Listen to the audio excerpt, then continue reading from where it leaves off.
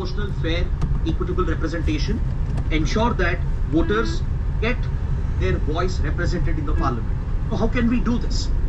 How can we go ahead with delimitation and keep the controversy aside and still use population as a criteria while treating all states as fairly as possible?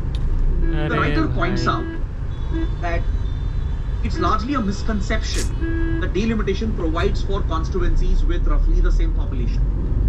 Generally, we have always discussed that roughly each constituency has around 10 lakh or 1 million voters. While this has been the thumb rule for the last few decades, if you look at the ground level data, there are instances, there are cases where certain constituencies have a much significantly lesser voter base, whereas there are constituencies which have a much higher population. So this has not really affected the representativeness of that constituency. See, on an average, if you look at 2024 election data and the way in which electoral constituencies were organized, on an average, each constituency has around 1.8 million voters. 18 lakh is roughly the population on an average for each constituency. But if you look at a constituency like Lakshadweep, the population is just 57,000 electors.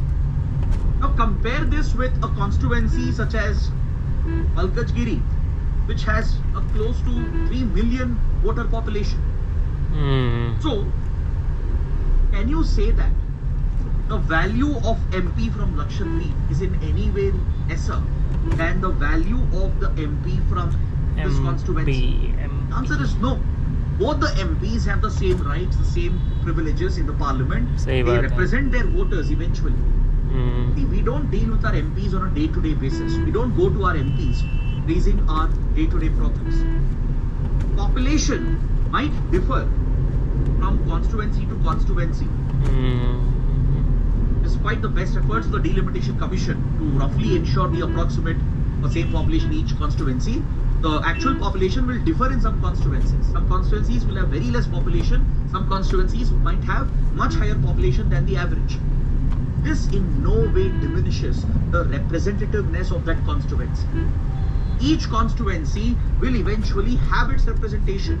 The MPs from each constituency will have the same rights, the same privileges in the parliament.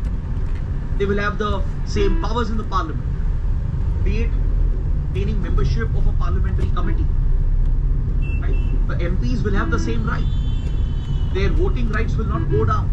Their ability to raise questions, to hold the government accountable will not diminish or reduce just because they are representing a larger constituency or a smaller constituency.